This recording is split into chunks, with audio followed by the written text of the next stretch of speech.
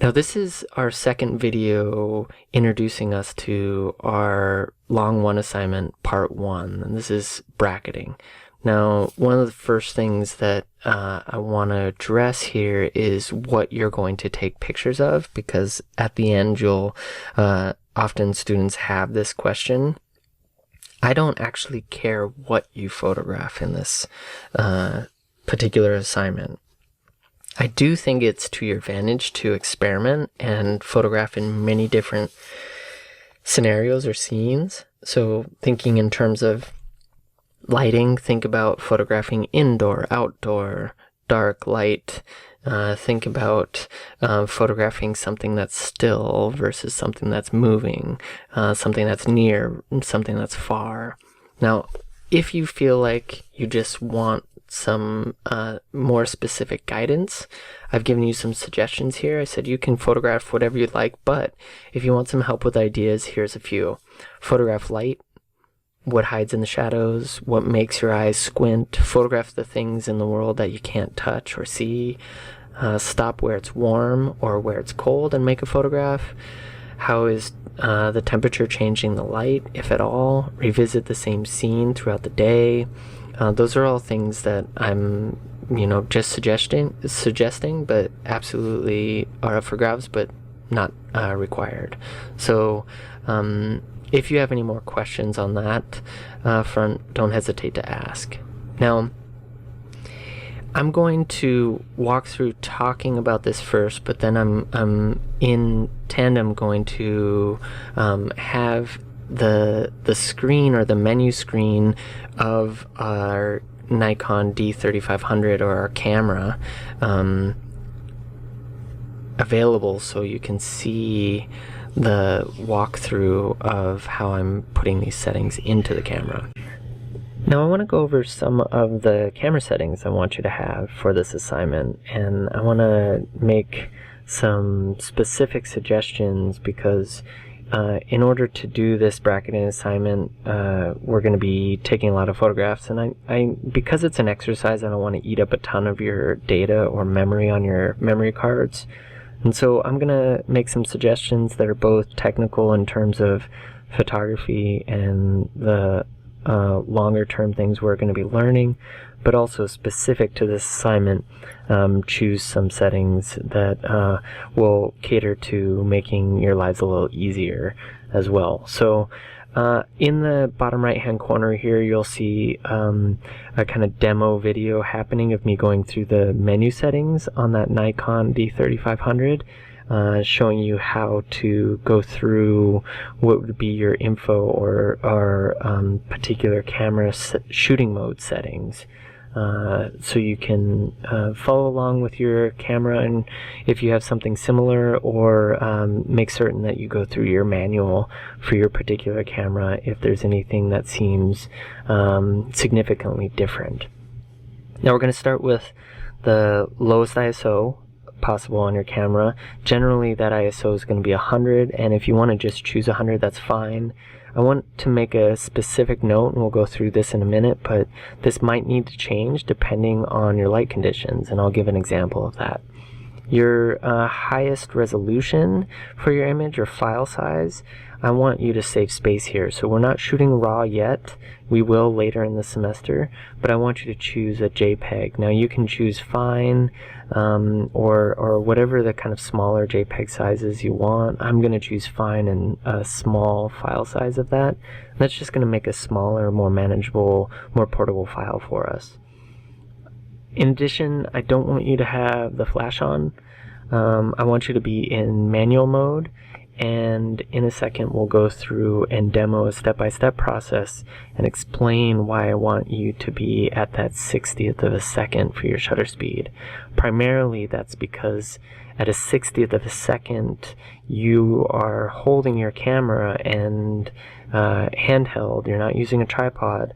And if you go any slower than that with your shutter speed, so meaning that the shutter is going to be open longer, which is going to be 50th of a second, 40th of a second, 1/8 of a second, and a full second, and so on, you introduce shake into your image, and your image will look blurry, or not blurry, but shaken. The other direction, and this is based on some of the videos that you should have watched at this point, will be faster shutter speed. So 125th of a second, 250th of a second. Those are all much faster, and that helps you not only reduce shake by hand holding a camera, but will also freeze moving subjects. So the camera simulators are pretty great at demonstrating that, so keep that in mind. Now I'm going to go through the step-by-step process here. I'm going to start by reading this text and then explaining through the interface of a camera and going through an example visually, an example of bracketing based on these directions. So the step-by-step process, you will choose a scene to photograph and complete 10 images per that scene. You'll do this with 30 different scenes. Complete each scene you photograph in this order. So step 1, you're going to start by taking a correctly exposed picture based on what your camera's light metering reads. Okay, so when it's at that 0 in the middle, what it's telling you is a proper exposure. I want you to take that single photograph. So that's one image. Using only your shutter speed, so only changing your shutter speed, you're going to take 2 more images underexposing your film, a stop in each of these frames. So you'll take that same scene that you're photographing, that same thing you're directed at, you're going to take a single image underexposed 1 stop, and that's usually a single larger notch depending on your camera's way that it visualizes its light meter. So that would be 1 stop underexposed, and then again a second image at 2 stops underexposed at this second larger notch. So that should have you with 3 images, right? So then you're going to take 2 more photographs here, overexposing a stop in each frame. So 1 stop overexposed, and a second here overexposed. So that should have you at this point with 5 total images, just using shutter speed to over and underexpose 4 of those images. Now, it's a little redundant, but it's going to help you visualize it when we start to process these images. I want you to, in step 3, retake that original photograph at the proper exposure. So this step 1 and step 3 should be identical images. Then in step 4, using only your aperture, you're going to take 2 images underexposing your film, a stop in each frame. So just aperture, 1, then a second one, 2 stops underexposed. Then you're going to take 2 more pictures overexposing your film, a stop in each frame. So 1, 2. And so that should have you with another 5 total images, with a total amount of 10 images per that single scene. Okay, so as I mentioned before, note, you may need to change your ISO in order to achieve the bracketing required. So we're going to go over a demo here and explain what that means. Now, I'm going to demo by showing the back of the D3500, the Nikon I'm using, and just the interface it has. Now, I'm just showing you how I'm dialing up and down the shutter speed. Going to mess around a little bit with showing you the aperture as well, showing you how those dials look, and how they're in fractions versus f-stops with the aperture and our ISOs at 100. So we have all our settings where we'd like them for this assignment. Now, I'm going to keep in line with the example here and start with 125th of a second, which is a faster shutter speed than 60th, just for hand holding. Okay, now I'm going to bring down that f-stop, or open it up more, so more light is coming in, so I can get closer to that 0 mark. Now notice in our light meter, it's not right exactly at 0. That's totally fine. That's a very fraction off. Don't worry about that right now. So I take that initial photograph. That's what the meter is telling me is proper exposure. Now I'm going to use my shutter speed, and I'm going to start to overexpose. And overexposing means I'm going to open up or slow down that shutter. Okay, so it's open longer is basically what that means, by one stop, and then open that up longer again. Now notice I'm dipping below that 60th of a second. Now I think that's okay for the sake of this lesson, but just remember that a 60th of a second is that kind of ideal zone before you jump to a tripod. Now I'm going to bring it back, and I'm going to underexpose. So if I have a faster shutter speed, the shutters open less time. It's going to let in less light and be darker. So one stop and then a second stop. Notice that progression. So we have a gradation. So that's 5 images. Now I'll take that original one again, right? So at that 0 marker, and that should be redundant with the step 1. Okay. Now we're going to use aperture to underexpose one stop. So the larger the f-stop number, the smaller that opening is, the less light that's coming in. That's one stop. F9, then we're going up to F14 at 125th of a second shutter speed to get 2 stops underexposed.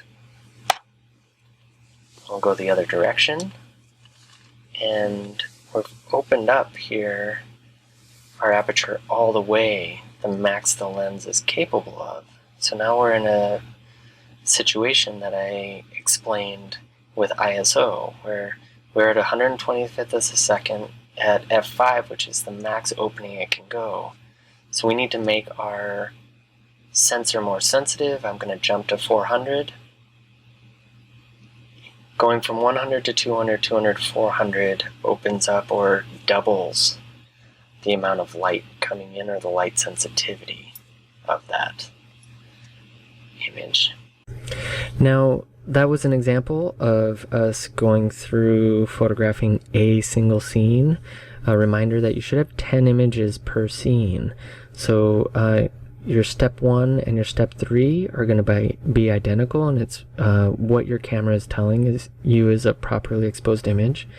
And only using shutter speed, you're going to underexpose 2 stops, and then you're going to overexpose 2 stops. That should give you 5 images up to that point.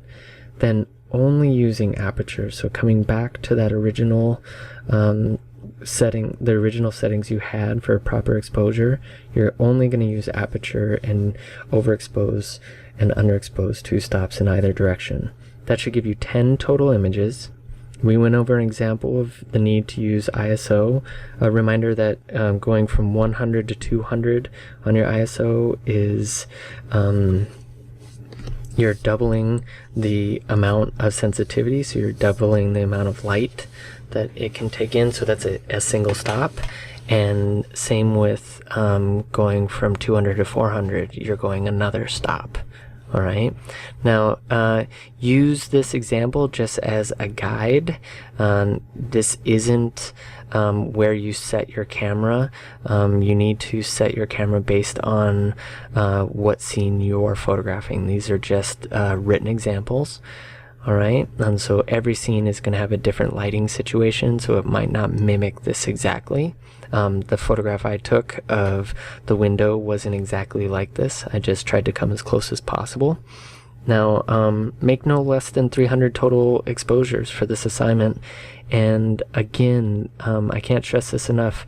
This is a deadline only. You're not turning in these 300 images. We're going to use these images next week when we get into part 2, and that's where you're going to start doing some editing and processing, and then we'll post those and look at those.